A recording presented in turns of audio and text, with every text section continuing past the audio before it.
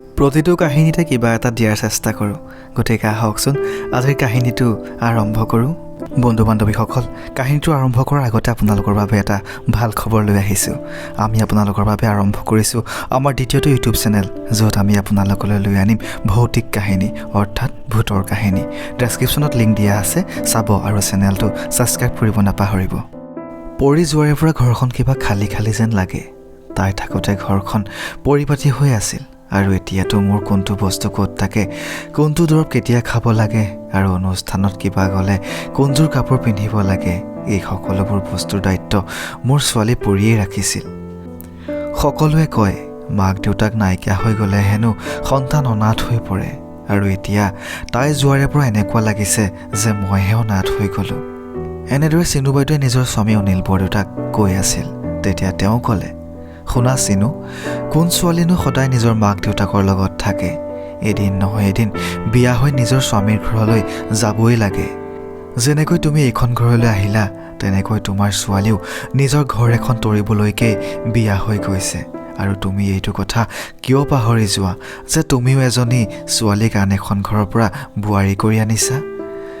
এজনী ছোৱালীক বিয়া দিলা হয়, কিন্তু এগৰাকী বোৱাৰীওতো নিজৰ ছোৱালীৰ দৰেই হয়। এইবোৰ সকলোবোৰ মাত্ৰ শুনিবলৈহে ভাল। এজনী বোৱাৰী কেতিয়াও নিজৰ সন্তানৰ দৰে হ'ব নোৱাৰে, কিয়নো নিজৰ মা সদায় নিজৰেই হয়। যিমান তাই নিজৰ মাকৰ বাবে দুখ অনুভৱ কৰে, কি মোৰ বাবে কেতিয়াবা সেই দুখবোৰ অনুভৱ কৰিব পাৰিবনে? মোৰ এনেকুৱা নালাগে যে আপোনাৰ বোৱাৰীয়ে নিজৰ মাকৰ ঠাই মোক দিব পাৰিব। ইমানখিনি কৈয়ে চিনু বাইদেৱে মনটো বেয়া কৰি শুই পৰিল। চিনু, বেয়া নোপোৱা যদি এটা কথা কওঁ মই, আচলতে কোনো ছোৱালীয়ে বেয়া নহয়, কিন্তু পৰিস্থিতিয়ে মানুহক এনেকুৱা কৰি পেলায় যে তেতিয়া তেওঁ সকলোৰে চকুত এগৰাকী বেয়া বোৱাৰী হৈ পৰে।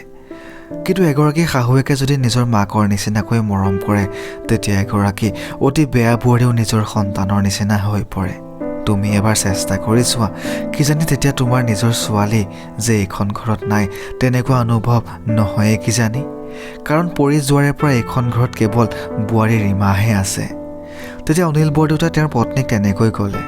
নিজৰ ছোৱালীজনীক বিয়া দি উঠি মাক দেউতাকৰ মন আৰু শৰীৰ দুয়োটাই দুৰ্বল হৈ পৰে। চিনু বাইদেউ আৰু অনিল বৰদেউতাই এইবোৰ ভাবি ভাবিয়ে টোপনি গুচি গ'লগৈ।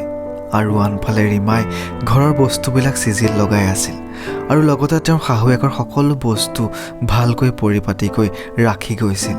আৰু চিনু বাইদেউৰ ভৰিকেইটা মালিচ কৰি কম্বলেৰে ঢাকি নিজৰ ৰুমলৈ গুচি গ'লগৈ। আৰু শাহুৱেক চিনু বাইদেৱে একো গমেই নাপালে। আৰু যেতিয়া ৰীমা নিজৰ ৰুমলৈ গ'ল, তেতিয়া গিৰিয়েক ৰাতুলে ক'লে, মাৰ বস্তুবিলাক ভালকৈ ৰাখি থৈ আহিলানে?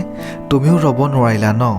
তেতিয়া ৰীমাই ক'লে, মাৰ এইবিলাক অভ্যাস আছে যে ৰাতিপুৱা গেছৰ দৰৱ সময়মতে লোৱা আৰু নিজৰ ৰুমটো পূৰা পৰিপাটিকৈ চোৱাটো। আগতে বাৰু পৰি বাইদেৱে সকলোবোৰ চোৱা চিতা কৰিছিল, কিন্তু এতিয়াতো তেওঁ বিয়া হৈ গ'ল, আৰু মই নিবিচাৰোঁ যে তেওঁ যোৱাৰ পাছত মায়ে যেন কেতিয়াও নিজৰ ছোৱালী নথকাটো অনুভৱ নকৰে। তেতিয়া ৰাতুলে ক'লে, তুমি এটা কথা জানানে? তুমি যিমানেই কোৱা লাগিলে, কিন্তু তুমি কেতিয়াও মাৰ নিজৰ ছোৱালীৰ দৰে হ'ব নোৱাৰিবা। কাৰণ মায়ে নিজৰ বোৱাৰীক নিজৰ ছোৱালীৰ দৰে মানিবই ইচ্ছা নকৰে।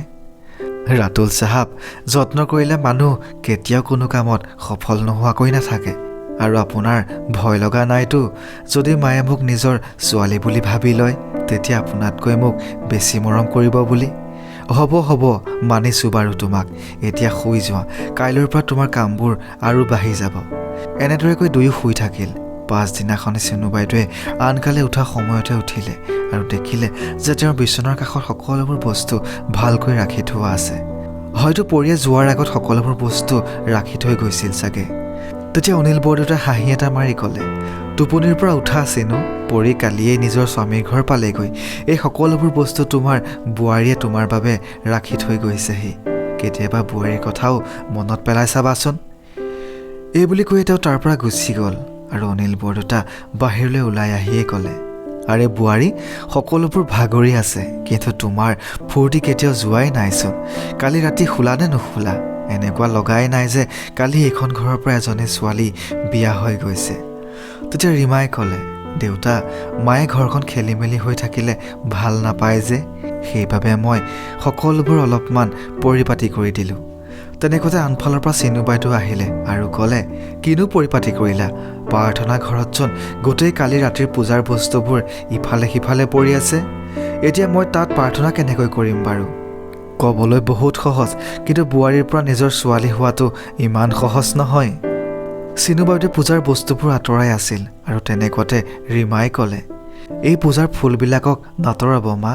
মোৰ মায়ে কৈছিল যে কন্যাক বিয়া দিয়াৰ পাছত 24 ঘণ্টালৈকে এই ফুলবিলাক এনেকৈ থাকিবলৈ দিব লাগে, কিয়নো তেতিয়া কন্যাগৰাকীৰ ঠাই এই ঘৰখনত জীয়াই থাকে। আৰু বাইদেউৰ কথাবোৰ ইমান সহজেই পাহৰি যোৱাটো মই কেতিয়াও নিবিচাৰোঁ মা। ৰীমাৰ কথাবোৰ শুনি চিনু বাইদেউৰ চকুলো বৈ আহিল। তেতিয়া অনিল বৰদেউতাই ক'লে, চোৱা, এওঁ নিজৰ নন্দেকৰ কথাবোৰ মনত ৰাখিব বিচাৰিছে আৰু তুমি নিজৰ ছোৱালীৰ কথাবোৰ পাহৰিব বিচাৰিছা।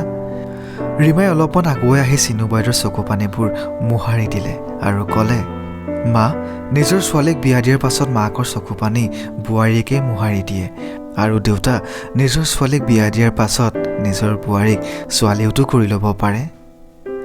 চিনু বাইদেৱে অনুভৱ কৰিব পাৰিলে যে ৰীমাই ঘৰখনৰ কথা আৰু পৰীৰ কথা কিমান চিন্তা কৰে।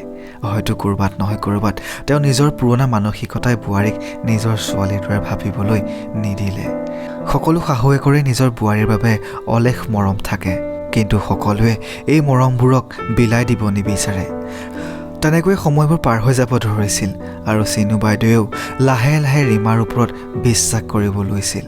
আৰু আগলৈ যেতিয়া পৰী ঘৰলৈ আহিছিল, তেতিয়া মাক আৰু বোৱাৰীয়েকৰ মাজত মিলনবোৰ দেখা পাই তাইও মনতে বহুত ভাল পাইছিল আৰু তাই নিজৰ মাকক কৈছিল, মা, মোৰ আপোনাৰ ওপৰত চিন্তা নাই আৰু, কাৰণ এতিয়া আপোনাৰ দায়িত্ব ল'বলৈ আপোনাৰ বোৱাৰীয়ে ছোৱালীৰ ঠাই লৈ ল'লে।